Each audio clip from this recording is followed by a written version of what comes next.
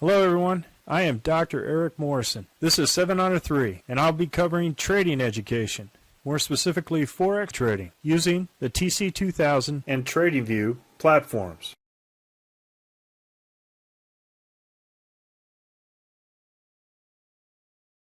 Hello, this is the Forex Week in Review for the 28 majors and minors for the 12th of May, and I want to go over this crowded out report in terms of commitments of traders. One of the interesting things that I think is important is to know where people are positioned at the institutional and commercial level traders to make sure that I know as far as whether or not I'm on the right side of a particular trade. And I have it for all of the Forex current 28 majors and minors as far as the Forex currency pairs. And anything over 70% I kind of look at as a potential long or short. Now, if it's in the long column at 70%, that means that 70% of the institutional traders are long, and I need to start looking at going short in terms of being on the wrong side. There's not too much more money to 100% as far as going long. So there's only 30% that are out there. So 70% are long, 30% are short. This is an imbalanced trade.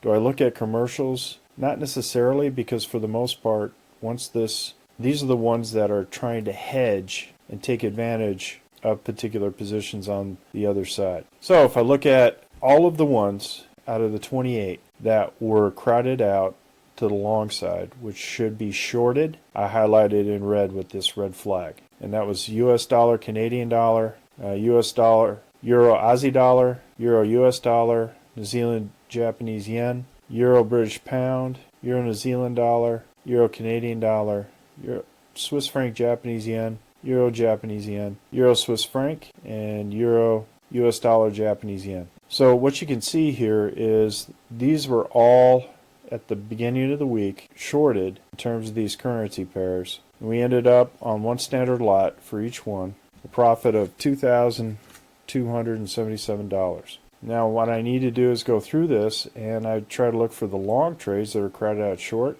This is 65% for Aussie dollar Swiss franc. However, it's not above 70%, so there wasn't really a commitment to the long side for those traders to be squeezed out. And I didn't find any candidates that I could green flag as potential longs to the long side. This was 68%, pretty close. This was 66%, so a lot of the Swiss franc pairs are close, but not close enough. Aussie dollar, New Zealand dollar, 63%. So these were the only ones that were tradable at this point. Now, what you can do is go to the 4 hour, and if you want to make sure you manage your risk, that kind of thing, you can put in an overall stop. As soon as it goes below a certain amount, you can put a stop here at your break-even point or your entry point. And as you can see, this would have been stopped out for a break-even trade. Same thing here.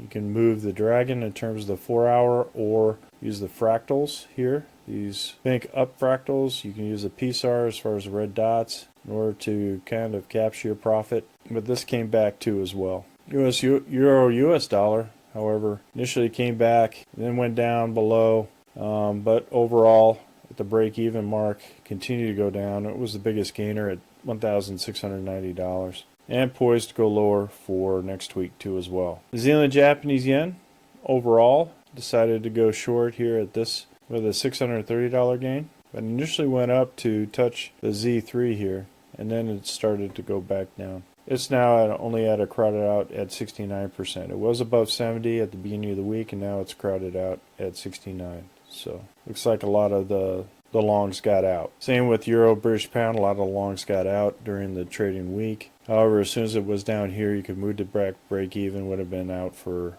a zero gain there. Same with New Zealand US dollar. Follow the fractals. Follow this down on the 4 hour. But overall loss of $141 on this short, unless you had the break even here. It came right back up through it. Euro Canadian dollar, same thing. Nice overall gain of $208. Swiss franc Japanese yen, pretty choppy here, but overall gain of $212. Same thing with Euro Japanese yen, all the way to the downside, $955 gain. Euro Swiss franc continued to go down throughout the whole week. Nice overall gain of $740. US dollar Japanese yen kind of hovered over here to the downside, went down, and then came shooting back up after the dollar started gaining strength. Still at 70 6% to the long side. So this will still be a short for next week. So for next week's picks, we have US dollar Japanese yen at 70%, 6% long. Euro Swiss franc, same thing. Euro Japanese yen, same thing. Swiss franc Japanese yen, same thing.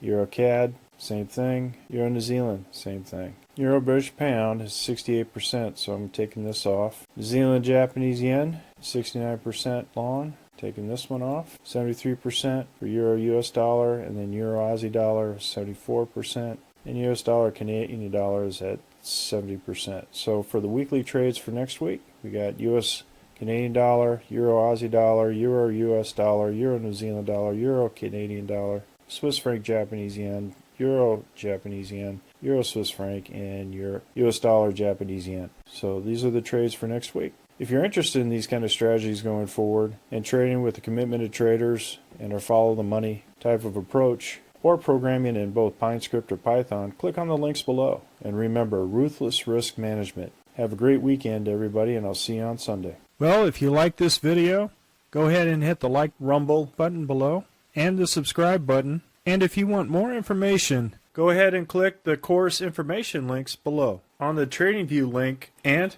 on TC2000, I have an affiliate link. If you open up a TC2000 account, you will receive a $25 discount using that link. Thank you for your time.